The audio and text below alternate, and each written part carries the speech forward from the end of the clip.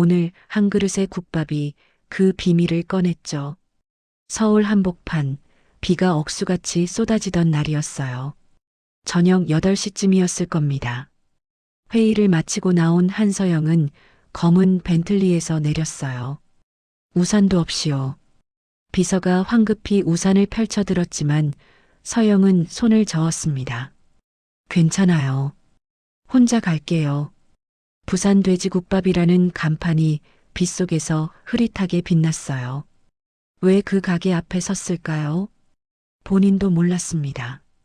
다만 가슴 한구석이 묘하게 저려왔죠. 30년 전 어떤 기억이 스치고 지나갔거든요. 50 중반의 대기업 회장 한서영. 차가운 눈빛과 완벽한 정장으로 무장한 사람이었습니다. 업계에서는 철의 여인이라 불렸죠. 협상 테이블에서 단 한 번도 감정을 드러낸 적이 없었어요. 하지만 그날만큼은 뭔가 달랐습니다. 발이 저절로 그 낡은 문을 밀었으니까요. 딸랑. 문종이 울렸어요. 어서 오세요. 알바생 정우연이 밝게 인사했습니다. 20대 초반으로 보이는 청년이었어요. 또렷한 눈동자와 환한 미소를 가진 아이였죠. 서영은 구석 자리에 앉았습니다. 비에 젖은 정장이 불편했지만 신경 쓰이지 않았어요. 주문을 받으려 다가온 우연히 메뉴판을 내밀었습니다. 뭐 드릴까요? 그때였어요. 우연의 시선이 서영의 손목에 고정됐습니다. 얼어붙은 표정이었죠. 손님. 우연의 목소리가 떨렸습니다. 그 시계, 어디서 구하신 거예요? 서영이 손목을 내려다봤어요. 청록빛 다이얼이 각도에 따라 보라색으로 변하는 시계였습니다. 왜요? 우연히 작게 웃었어요. 하지만 눈은 웃지 않았습니다. 우리 아빠 거랑 똑같아요. 완전히 똑같아서요. 서영의 심장이 쿵 내려앉았습니다. 아니, 그럴 리가 없어요. 이 시계는 스위스의 작은 공방에서 특별 주문 제작한 거예요. 30년 전에요. 세상에 단 2개뿐입니다. 마스터가 직접 그렇게 말했죠. 다른 건 만들지 않겠다고요. 우연은 고개를 끄덕이며 말했습니다. 아버지 시계도 똑같아요. 다이얼 색깔이 청록색에서 보라색으로 변하고요. 뒷면에 뭔가 새겨져 있어요. 아버지가 가끔 꺼내서 닦으세요. 정말 조심스럽게요. 가장 소중한 거라고 하시면서요. 서영은 숨을 크게 들이쉬었습니다. 뒷면에 뭐라고 새겨져 있던가요? 우연히 잠시 생각하더니 대답했어요. 평생 함께. 그렇게 새겨져 있어요. 서영의 손이 떨렸습니다. 국밥을 주문했지만 한 숟가락도 뜨지 못했어요. 숟가락을 드는 손이 계속 떨렸거든요. 30년 전의 시간이 얇은 비막을 헤치고 밀려왔습니다. 서점에서 책을 고르던 젊은 날, 손이 닿았던 그 순간, 같은 시계를 맞추던 그 오후, 모든 게 생생했어요. 어떻게 가능하죠? 그 시계의 주인은 30해 전 사라진 사람이었습니다. 자신이 평생 사랑했고 평생 미워했던 사람이요. 배신자라고 생각했던 사람. 도망쳤다고 믿었던 사람이요. 서영은 겨우 자리에서 일어났습니다. 계산을 하면서 우연을 봤어요. 청년의 얼굴을 찬찬히 살폈죠. 이마의 곡선, 눈매의 모양, 코끝의 각도, 어디선가 본 것 같은 느낌이었습니다. 우연히 카운터에서 설거지를 하는 모습이 보였어요. 그 뒷모습이 묘하게 익숙했습니다. 가게를 나서는 서영의 발걸음이 무거웠어요.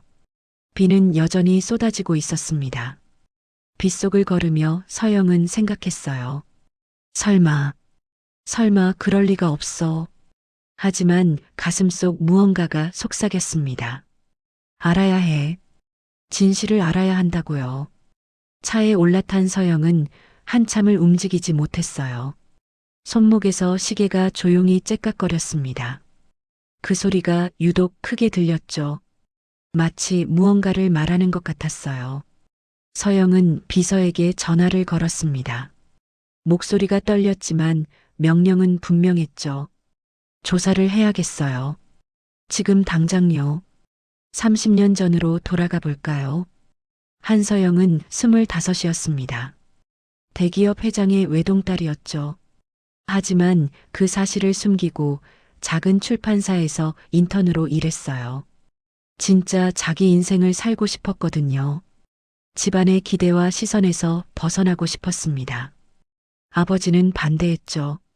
하지만 서영은 고집을 꺾지 않았어요.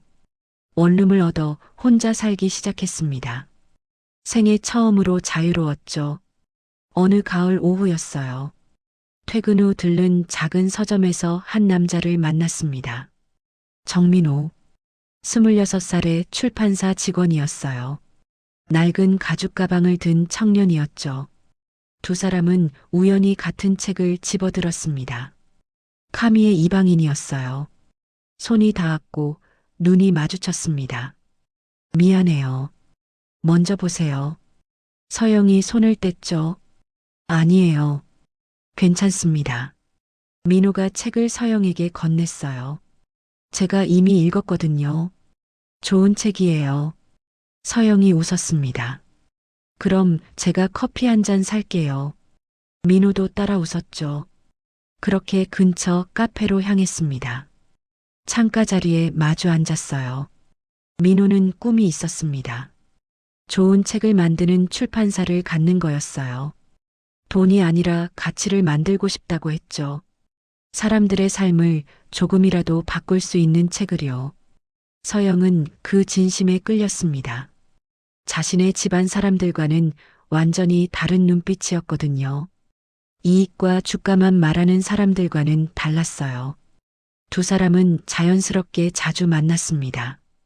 한강 벤치에서 책을 읽고 허름한 국밥집에서 밥을 먹었어요. 서영은 자신의 신분을 숨겼습니다. 평범한 직장인인 척했죠. 민호가 부담스러워할까봐 걱정됐거든요. 몇 달이 지났을까요? 어느 겨울 저녁이었어요. 눈이 내리는 한강 벤치에서 서영이 결심했습니다. 더 이상 숨길 수 없었죠. 민호 씨, 사실 저는 떨리는 목소리로 자신의 정체를 밝혔습니다. 한국 굴지의 대기업 회장 외동딸이라고요. 민호는 한참 말이 없었어요. 서영은 눈물이 날 것 같았습니다. 화를 낼까봐, 떠날까봐 무서웠거든요. 하지만 민호는 웃었습니다. 조용하지만 따뜻한 웃음이었죠. 그래서 항상 비싼 시계를 차고 다니셨구나. 궁금했어요. 서영은 눈을 크게 떴어요. 화 안 나요. 속였잖아요. 민호가 고개를 저었습니다. 저는 한서영이라는 사람이 좋아요. 회장 딸이 아니라요. 그게 중요하죠. 서영은 그날 울었습니다. 처음으로 있는 그대로의 자신을 받아준 사람이었으니까요. 두 사람의 사랑은 깊어졌습니다. 하지만 문제가 생겼어요. 서영의 아버지가 알아챈 거예요. 결사 반대했죠. 가난한 출판사 직원 따위와는 안 된다고 했습니다. 집안에 체면이 있다고, 재벌가와 혼인해야 한다고 강요했어요. 서영은 결단을 내렸습니다. 집을 나왔어요. 상속도, 재산도 전부 포기했습니다. 아버지와의 인연도 끊었죠. 민호와 함께라면 괜찮았거든요. 사랑만 있으면 충분했어요. 두 사람은 작은 원룸에서 새로운 삶을 시작했습니다. 좁았지만 행복했어요. 아침마다 함께 일어나 밥을 먹었습니다. 저녁에는 손을 잡고 산책했죠. 그리고 어느 봄날이었어요. 민호가 작은 상자를 내밀었습니다. 손이 떨리고 있었죠. 서영 씨, 열어보세요. 상자 안에는 시계 2개가 반짝이고 있었습니다. 청록빛 다이얼이 각도에 따라 보라색으로 변하는 아름다운 시계였어요. 스위스 공방에 특별 주문했어요. 민호가 수줍게 말했습니다. 한 달치 월급을 모았어요. 세상에 단 2개뿐이래요. 뒷면을 보세요. 서영이 시계를 뒤집었어요. 평생 함께라는 글자가 새겨져 있었습니다. 눈물이 났어요. 이렇게 행복해도 되나 싶었죠.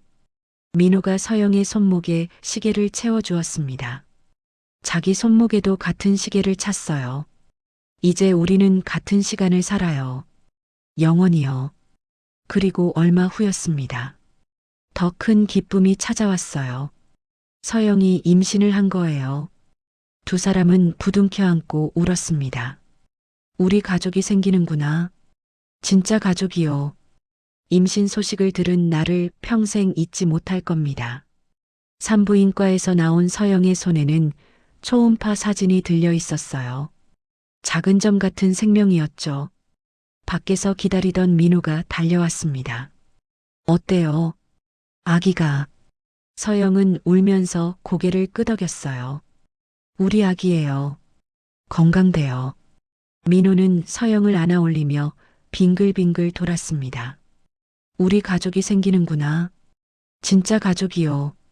지나가던 사람들이 웃으며 바라봤죠. 행복해 보이는 커플이었으니까요. 두 사람은 곧바로 아기 이름을 지었습니다. 카페에 앉아 종이에 이것저것 써봤어요. 민호가 한 이름을 가리켰습니다. 우연. 이거 어때요? 서영이 웃었어요. 우연히 만났지만 운명이었다는 뜻으로요. 좋아요. 정말 좋아. 배가 불러오기 시작했습니다. 서영은 출판사 일을 그만뒀어요. 몸이 힘들었거든요. 민호는 더 열심히 일했습니다. 밤늦게까지 원고를 보고 주말에도 출근했죠. 우리 아기한테 좋은 아빠가 되고 싶어요. 지친 얼굴로 웃으며 말했습니다. 가을이 지나고 겨울이 왔어요. 출산 예정일이 다가왔습니다. 병원 가방을 미리 준비해뒀죠. 민호는 매일 서영의 배에 대고 말을 걸었어요. 우연아, 아빠야, 빨리 나와. 기다리고 있어. 그런데 예정일보다 일주일 먼저였습니다. 첫눈이 내리던 밤이었어요. 서영이 갑자기 비명을 질렀습니다. 아파. 민호야, 너무 아파요. 바닥에 물이 고였어요. 양수가 터진 거였죠. 민호는 서영을 업고 밖으로 뛰어나갔습니다. 눈보라가 얼굴을 때렸지만 멈출 수 없었어요. 택시를 잡으려 했지만 잡히지 않았습니다. 결국 뛰기 시작했죠. 서영을 업은 채로요. 병원까지 10분 거리였습니다. 하지만 눈길이라 미끄러웠어요. 민호는 넘어질 뻔하면서도 계속 뛰었습니다. 응급실에 도착했을 때 서영은 의식이 희미했어요. 의사들이 달려왔습니다. 침대에 서영을 눕혔죠. 태반 문제입니다. 당장 수술해야 해요. 의사의 표정이 심각했습니다. 민호는 복도로 밀려났어요. 수술실 문이 닫혔습니다. 빨간 불이 켜졌죠. 민호는 복도 벤치에 주저앉았습니다. 손을 비비며 기도했어요. 제발, 제발 무사하게 해주세요. 2시간쯤 지났을까요? 검은 양복의 남자가 나타났습니다. 최도영, 서영 아버지의 비서실장이었어요. 어떻게 알고 왔을까요? 병원 기록을 추적했던 거예요. 회장님의 명령이었죠. 최도영은 의사를 따로 불렀습니다. 민호는 그 뒤로 조용히 다가갔어요. 벽 뒤에 숨어서 들었습니다. 의사의 목소리가 들렸죠. 산모와 아기 둘 다 위험합니다. 선택해야 해요. 아기를 포기하면 산모는 안전합니다. 민호의 다리가 풀렸습니다. 무릎이 차가운 바닥에 닿았어요. 최도영이 돌아봤습니다. 자네였나? 민호는 기어가듯 다가갔어요. 두 손을 모았습니다. 제발, 제발 아이를 살려주세요. 목소리가 떨렸죠. 제가 사라지겠습니다. 다시는 서영 씨 앞에 나타나지 않을게요. 평생 멀리서만 지켜볼게요. 그러니 제발, 우리 아이만은요. 눈물이 뺨을 타고 흘러내렸습니다. 최도영은 한참을 민호를 내려다봤어요. 차가운 눈빛이었습니다. 하지만 뭔가가 흔들렸죠. 저 절박함, 저 사랑, 진심이 느껴졌거든요. 알았네. 최도영이 입을 열었습니다. 하지만 약속을 지켜야 하네. 영영 사라지게. 민호는 고개를 끄덕였어요. 예, 약속합니다. 수술이 재개됐습니다. 더 긴 시간이 흘렀어요. 민호는 복도를 왔다 갔다 하며 기다렸습니다. 새벽 4시였을 겁니다. 갓 태어난 아기 울음소리가 들렸죠.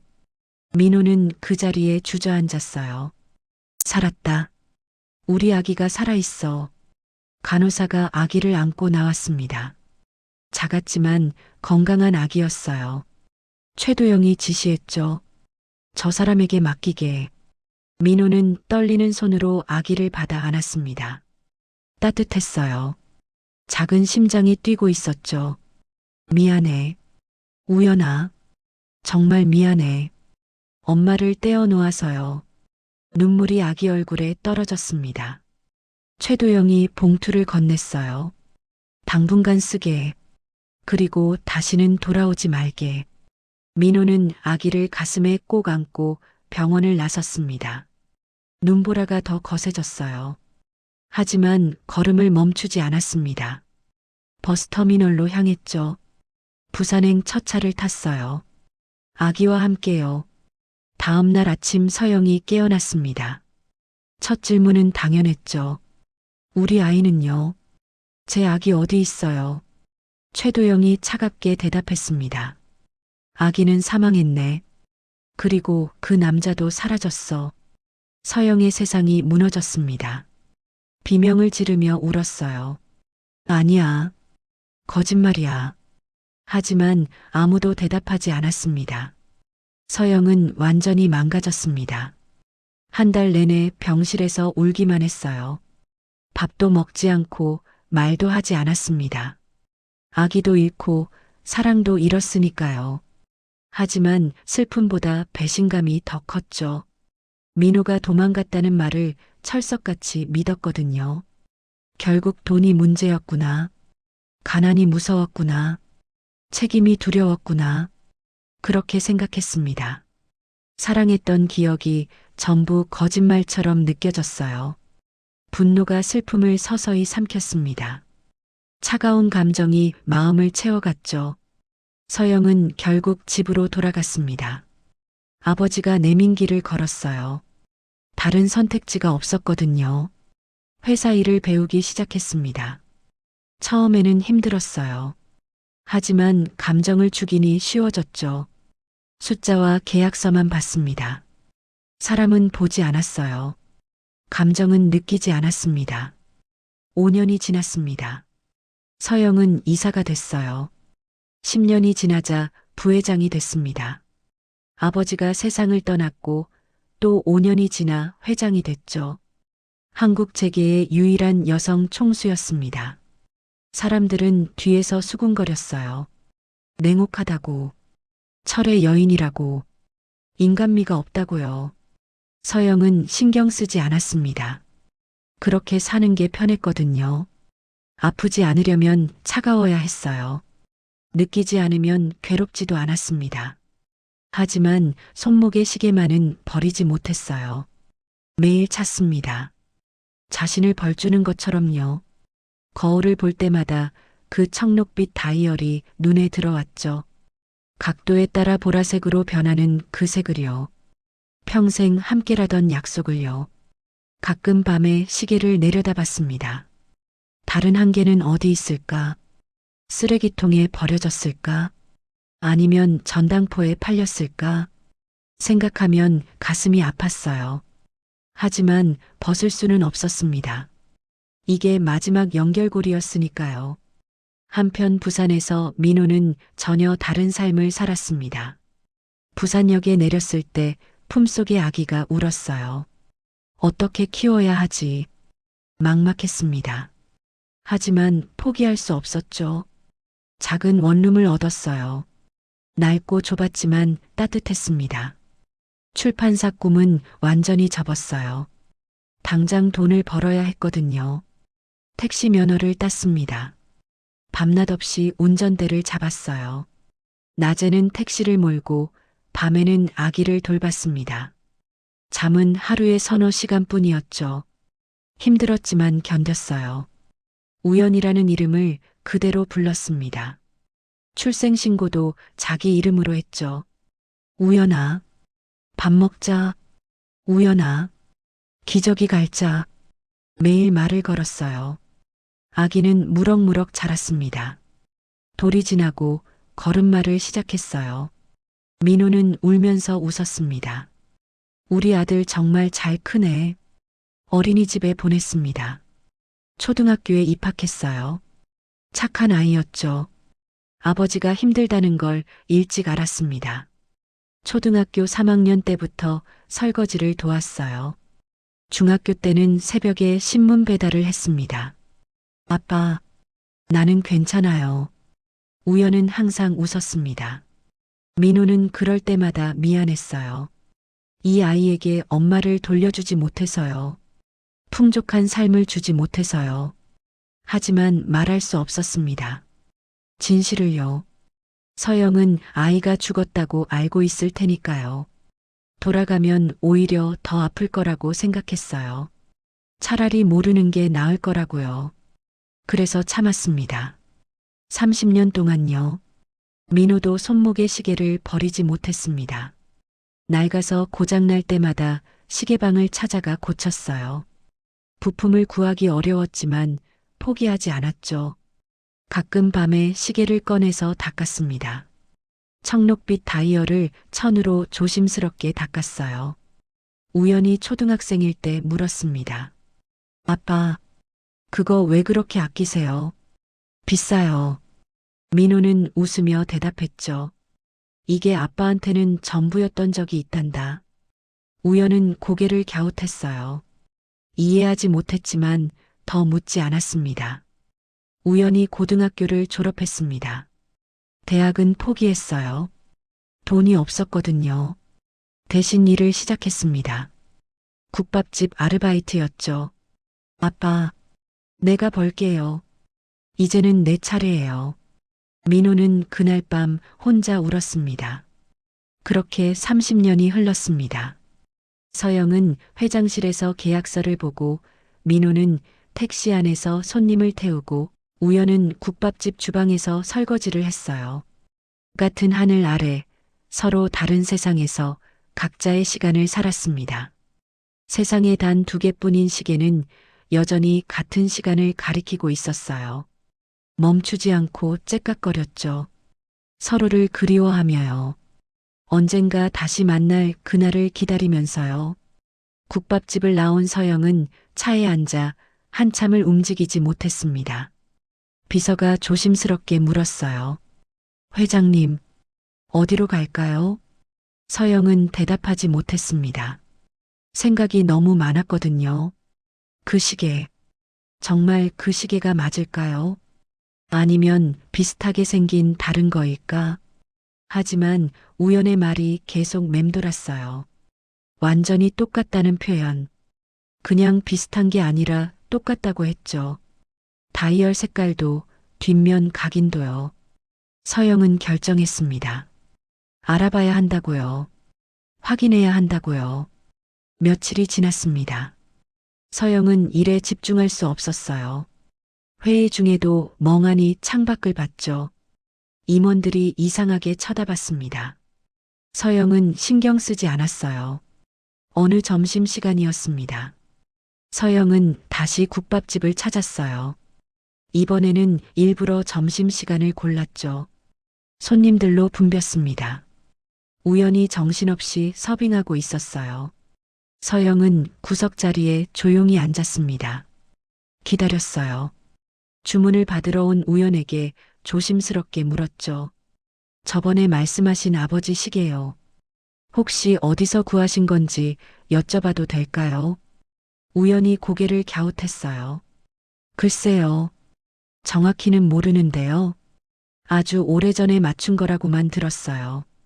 특별 제작이라고 하셨어요. 서영의 심장이 빨라졌습니다. 맞아. 특별 제작. 그 말이 맞아요. 혹시 아버지 성함이 어떻게 되시나요? 정민호요. 우연히 대답했습니다. 왜요? 아는 분이세요? 서영은 고개를 저었어요. 아니에요. 그냥 궁금해서요.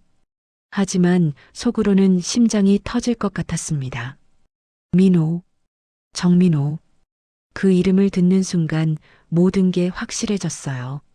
정말 그 사람이었습니다.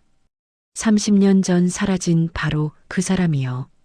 그렇다면 우연은, 이 청년은 도대체, 서영은 떨리는 손으로 물을 마셨습니다. 차분하게 물었죠. 실례가 안 된다면 아버지 연세는 어떻게 되시나요? 55이요. 올해요. 맞았습니다. 나이도 정확히 맞았어요. 그럼 우연 씨는 22인가요? 네.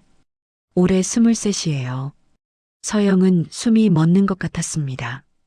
23, 30년 전에 태어났다면 지금 29이어야 해요. 하지만 계산이 맞지 않았죠. 아니, 잠깐. 출생신고를 늦게 했을 수도 있어요. 아니면 서영은 더 이상 묻지 못했습니다. 의심이 확신으로 변하는 게 무서웠거든요. 국밥값을 계산하며 명함을 꺼냈어요. 혹시 아버지께 연락할 일이 있으시면 제게 전화 주세요. 우연은 명함을 받아들었습니다. 고개를 갸웃하면서도요. 알겠습니다. 회사로 돌아온 서영은 곧바로 비서를 불렀습니다. 조사를 부탁했죠. 정민호라는 이름의 55살 남성을 찾아주세요. 부산 거주자요. 과거 직장 경력도 전부요. 비서는 놀란 표정이었지만 묻지 않았습니다. 알겠습니다. 회장님, 사흘이 지났습니다. 두꺼운 보고서가 올라왔어요. 서영은 떨리는 손으로 첫 장을 넘겼습니다. 이름, 정민호, 나이, 55, 과거 직장, 작은 출판사 편집부, 학력, 문예 창작과 졸업, 주민등록 이력, 서울에서 부산으로 이전, 시기, 30년 전 겨울이요. 모든 퍼즐이 한 사람을 가리켰습니다. 출판사 직원이었던 바로 그 정민호, 서영이 사랑했던 사람이요. 다음 장을 넘겼습니다. 가족관계, 아들 정우연, 출생신고일, 30년 전 겨울, 출생지, 서울. 서영은 보고서를 떨어뜨렸어요. 종이들이 바닥에 흩어졌습니다. 살아 있었다는 건가요? 우리 아이가 최도영이 거짓말을 했다는 거예요. 서영은 책상에 손을 짚고 일어섰습니다. 비틀거렸죠. 어지러웠어요. 30년. 30년 동안 아이가 살아 있었다는 거잖아요. 서영은 요양원 주소를 찾았습니다. 최도영이 있는 곳이었어요. 차를 몰고 갔습니다. 직접요. 비서도 운전기사도 대동하지 않았죠. 요양원에 도착했을 때는 해가 지고 있었습니다. 복도를 걸어가는 서영의 발걸음이 무거웠어요. 최도영의 방문을 열었습니다. 80대의 노인이 된 최도영이 창가에 앉아 있었어요. 서영을 보자 놀란 표정을 지었죠. 회장님, 어떻게? 서영은 차갑게 말했습니다. 30년 전 그날 무슨 일이 있었습니까? 최도영의 얼굴이 하얗게 질렸어요. 그날이요. 진실을 말하세요. 서영의 목소리가 떨렸습니다. 우리 아이는 정말 죽었습니까? 최도영은 한참을 말이 없었습니다. 주름진 손을 떨고 있었죠. 창밖을 바라봤어요. 해가 지는 풍경이었습니다. 서영은 기다렸어요. 답을 듣기 전까지는 절대 움직이지 않을 거였습니다. 침대 옆 의자에 앉았죠. 말씀하세요. 제가 알아야 합니다. 최도영이 천천히 고개를 돌렸어요. 눈에 눈물이 고여 있었습니다. 결국 이날이 오는구나. 그가 중얼거렸죠. 미안합니다. 목소리가 갈라졌어요. 회장님, 정말 미안합니다. 서영은 주먹을 쥐었습니다. 사과는 나중에 하세요. 지금은 진실만 말해주세요. 최도영이 깊은 한숨을 쉬었습니다. 그날 밤 말입니다. 아기는 살아 있었습니다. 서영의 눈이 커졌어요. 뭐라고요? 살아 있었다고요? 정민호 씨가. 최도영이 말을 이었습니다. 정민호 씨가 무릎을 꿇었습니다. 병원 복도 바닥에요. 차가운 타일 바닥이었죠. 아이만 살려달라고 울면서 빌었습니다. 자기는 사라지겠다고 했어요. 평생 멀리서만 지켜보겠다고요. 그러니 제발 아이만은 살려달라고요. 서영의 손이 떨렸습니다. 민호가 그랬다고요. 최도영은 고개를 끄덕였어요. 나는 회장님 아버지의 명을 받았습니다. 그 남자를 완전히 떼어놓으라고요. 돈을 주든 협박을 하든 방법은 상관없으니 영영 사라지게 하라고 하셨죠. 하지만 최도영의 목소리가 떨렸습니다. 그 눈빛을 보니 차마 못하겠더군요. 저 절박함, 저 사랑, 진심이 느껴졌거든요. 아버지가 된 사람으로서 이해가 됐습니다. 서영은 눈을 감았어요. 눈물이 흘러내렸죠. 그래서요. 그래서 어떻게 됐습니까? 아기를 살렸습니다. 최도영이 대답했어요. 의사에게 지시했죠. 아기와 산모 둘 다 살리라고요. 수술은 성공했습니다. 아기가 울었어요. 건강한 울음이었죠. 간호사에게 아기를 정민호 씨에게 맡기라고 했습니다. 조건은 단 하나. 영영 떠나는 거였죠. 최도영이 서영을 똑바로 봤어요. 회장님께는 아기가 죽었다고 보고했습니다. 그게 차라리 나을 거라 생각했어요. 살아있는 아이를 그리워하는 것보다 죽은 아이를 애도하는 게 덜 아플 거라고요. 서영은 일어섰습니다. 비틀거렸죠. 벽을 짚고 간신히 중심을 잡았어요. 그럼 30년 동안 내 아이가 살아 있었다는 거군요. 내가 모르는 사이에요. 최도영은 고개를 숙였습니다. 할 말이 없었어요. 사실 나도 몰랐습니다. 정민호 씨가 정말 아이를 키울지요. 그저 어디론가 보낼 거라 생각했죠. 입양이든 뭐든요. 하지만 서영이 돌아봤어요. 하지만요. 최도영이 작게 웃었습니다. 그 사람, 아이를 직접 키웠더군요. 부산으로 내려가서요. 택시를 몰며 혼자 키웠습니다. 출판사 꿈도 다 버리고요. 몇 년 전 우연히 알게 됐어요. 아직 살아있고 부산에서 택시를 몰고 있다고요. 서영은 주저앉았습니다. 의자예요. 민호가 아이를 키웠다고요. 혼자서요. 그렇습니다. 최도영이 대답했어요. 남자답게 책임을 진 거죠. 당신도 아이도 살리려고 자기 인생을 버린 겁니다. 서영은 얼굴을 손으로 가렸어요. 울음이 터져 나왔습니다. 나는 그 사람을 배신자라고 생각했어요. 도망쳤다고 믿었죠. 30년 동안 미워했어요. 최도영은 고개를 저었습니다. 그건 내 잘못입니다. 거짓말을 한 건 나니까요. 정민호 씨는 아무 잘못이 없어요. 오히려 영웅이죠. 자기 전부를 포기하면서까지 가족을 지킨 사람입니다. 서영은 한참을 울었습니다.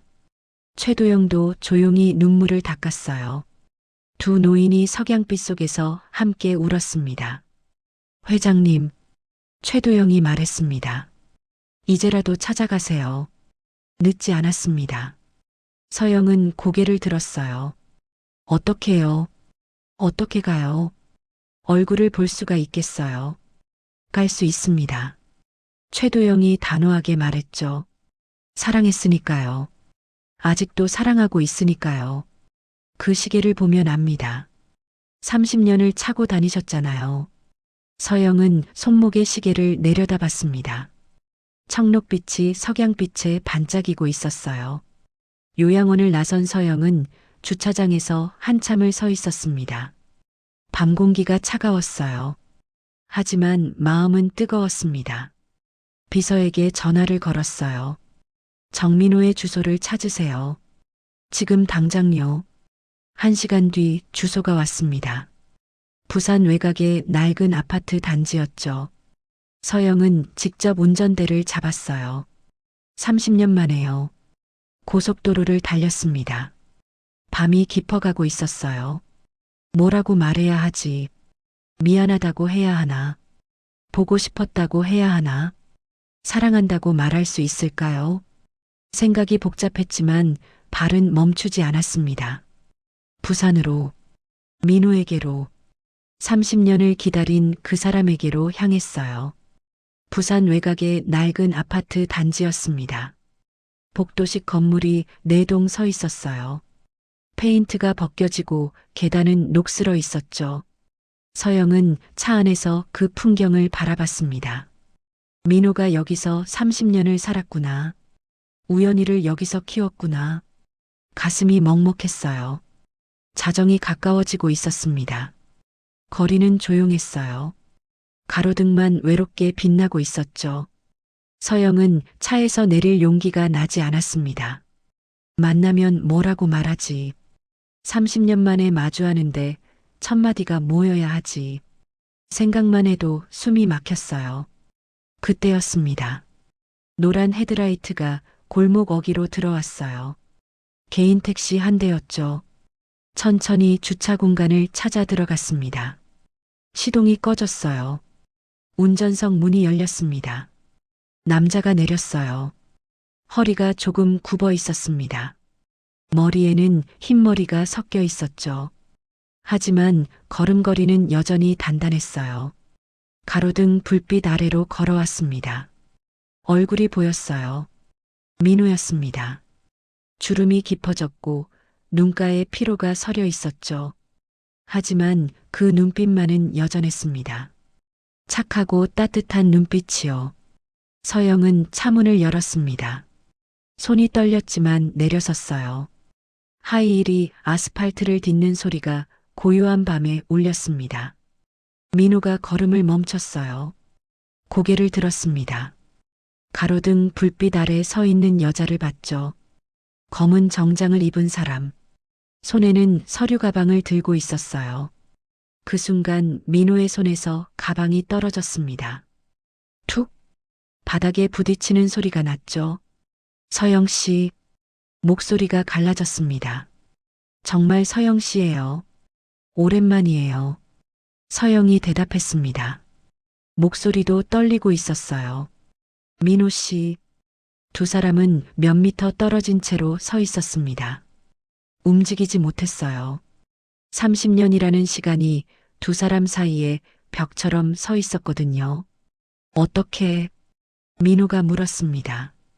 어떻게 찾아오셨어요? 국밥집에서. 서영이 대답했죠.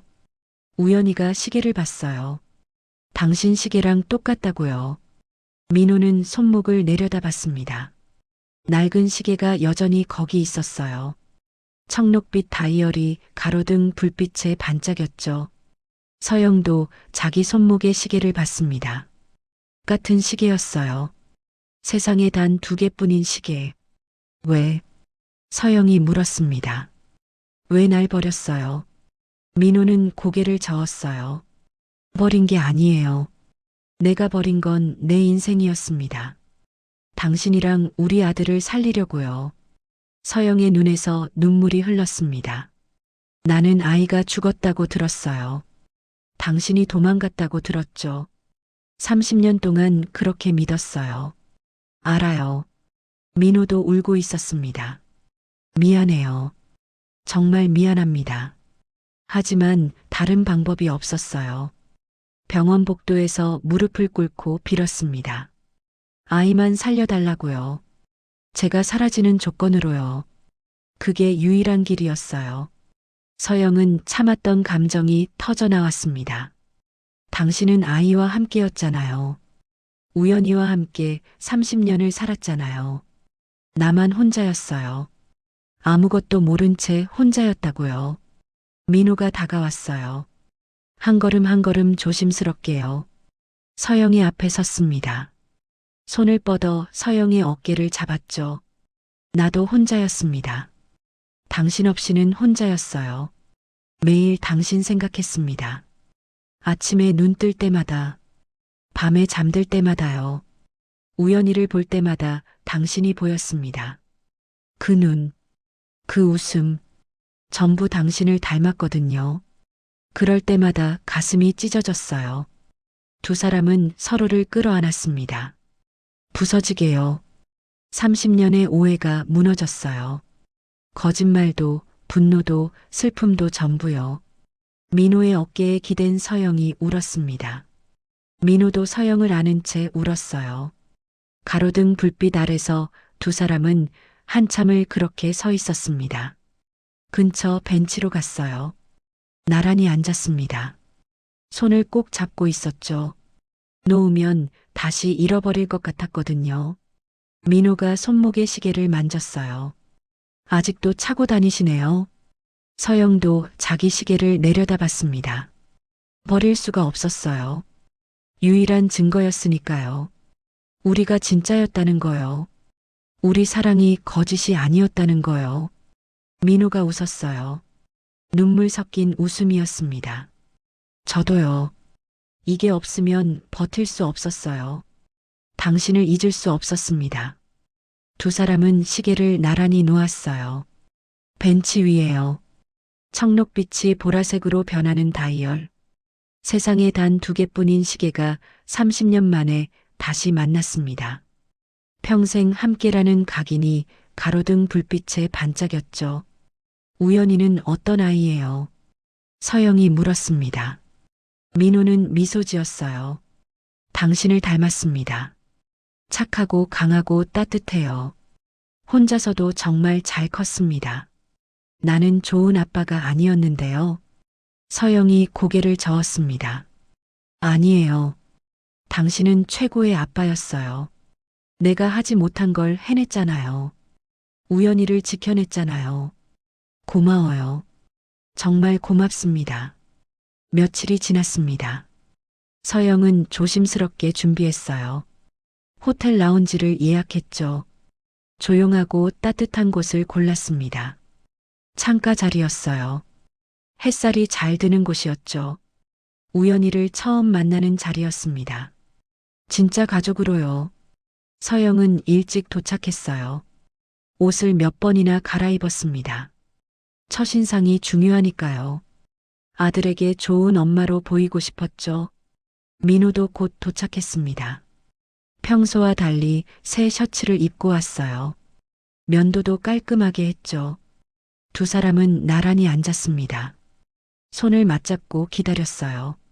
떨어지지 않으려는 것처럼요. 문이 열렸습니다. 우연히 들어왔어요. 청바지에 깨끗한 티셔츠를 입고 있었습니다.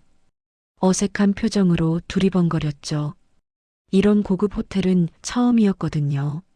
서영이 손을 들었습니다. 우연아, 이리 와요. 우연은 천천히 다가왔어요. 걸음걸이가 조심스러웠습니다. 의자에 앉았지만 눈을 마주치지 못했죠. 민호가 먼저 말을 꺼냈습니다. 우연아, 아빠가 할 말이 있어. 이분이 목소리가 떨렸어요. 내 엄마야. 우연의 눈이 커졌습니다. 엄마요. 진짜요. 제 엄마가요. 서영은 눈물을 참았어요. 참으려고 했지만 결국 흘러내렸죠. 그래. 진짜 엄마 맞아. 미안해. 늦어서 정말 미안하구나.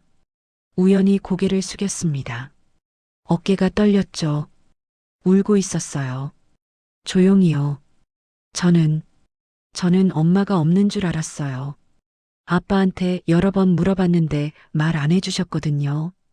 그래서 혼자 상상했어요. 엄마는 어떤 사람일까? 나를 사랑했을까? 민호가 우연의 손을 잡았습니다. 미안하다. 우연아. 아빠도 정말 미안해. 내게 엄마를 돌려주지 못했구나. 하지만 엄마는 항상 널 사랑했어. 한 번도 잊은 적이 없단다. 서영이 자리에서 일어났어요. 우연 앞으로 갔습니다. 무릎을 꿇고 아들을 올려다봤죠. 우연아, 엄마가 곁에 없어서 얼마나 힘들었니? 외롭지 않았니? 우연히 고개를 저었어요. 아니에요. 아빠가 있었어요. 아빠가 엄마 목까지 해주셨어요. 서영은 우연을 안았습니다. 처음 안아보는 아들이었어요. 30년 만에 품에 안은 아기였죠. 키가 컸어요. 이제는 자신보다 훨씬 컸습니다. 하지만 품 안에서는 여전히 아기 같았어요. 우연아, 엄마가 이제라도 찾아서 다행이야. 이제부터는 함께 할게. 우연도 서영을 안았습니다. 어색했지만 따뜻했어요. 오랫동안 그리워했던 온기였죠. 세 사람은 한참을 그렇게 있었습니다. 말없이요. 말이 필요 없었거든요. 가족이라는 게 느껴졌으니까요. 커피를 시켰어요. 케이크도 주문했습니다. 축하할 일이니까요. 우연히 물었습니다. 그런데 어떻게 절 찾으신 거예요? 어떻게 아빠를 아신 거고요? 서영이 손목에 시계를 보였죠. 이게 알려줬어. 내가 아빠 시계랑 똑같다고 했잖니. 그 말을 듣고 알았어. 우연히 놀라 민호를 봤습니다. 아빠, 그 시계가 그런 의미였어요. 민호가 웃으며 고개를 끄덕였어요. 세상에 단 두 개뿐이야. 하나는 내 엄마 거, 하나는 내 거. 30년 전에 맞춘 거란다. 우연히 두 시계를 번갈아 봤어요. 정말 똑같았습니다. 그럼 제가 두 분을 이어준 거네요. 저 때문에 다시 만나신 거잖아요. 서영도 웃었어요. 눈물 섞인 웃음이었습니다. 그렇지. 내가 우리 가족을 다시 만들어줬어. 우연아. 고맙다. 정말 고마워. 점심을 먹으러 갔습니다. 고급 레스토랑이 아니었어요. 국밥집으로 갔죠. 우연히 일하던 바로 그곳이었습니다. 사장님이 놀라며 반겼어요. 어머, 우연아. 오늘 쉬는 날 아니니? 우연히 환하게 웃으며 말했습니다. 가족들이랑 왔어요. 처음으로 가족이랑요. 사장님이 서영과 민호를 봤어요. 그리고 웃었죠. 잘 됐네. 정말 잘 됐어. 세 사람은 한 테이블에 둘러앉았습니다. 작은 테이블이었어요. 하지만 충분했죠. 국밥이 나왔습니다. 김이 모락모락 피어올랐어요. 따뜻한 냄새가 났습니다. 민호와 서영은 시계를 벗어 테이블 위에 나란히 놓았죠. 두 시계가 똑같은 시간을 가리켰습니다. 30년 만에 다시 만난 시계들이요. 우연히 웃으며 말했어요. 두 분, 시계 자랑은 이제 그만하세요. 제가 여기 있잖아요. 살아있는 증거가요. 웃음이 터졌습니다. 따뜻한 웃음이었어요. 서영은 오랜만에 진심으로 웃었습니다. 민호도 행복한 얼굴이었죠. 우연은 두 사람을 번갈아 보며 계속 웃었어요. 창밖을 봤습니다. 봄바람이 불고 있었어요. 벚꽃이 흩날리고 있었죠. 30년의 겨울이 끝났습니다. 길고 추운 겨울이요. 이제 봄이 온 거예요. 따뜻한 봄이요. 국밥을 먹으며 서영이 물었습니다. 우연아, 하고 싶은 거 있니? 뭐든 해줄게. 우연히 고개를 저었어요. 아니에요. 이게 충분해요. 엄마 아빠랑 밥 먹는 거요. 이게 제일 하고 싶었던 거예요. 민호가 우연의 머리를 쓰다듬었습니다. 서영도 우연의 손을 잡았어요. 세 사람의 손이 테이블 위에서 겹쳤습니다. 따뜻했어요. 한 그릇의 국밥이 만든 기적이었습니다. 세상에 단 두 개뿐인 시계가 이룬 기적이었죠. 30년을 기다린 봄. 그 봄이 드디어 왔습니다.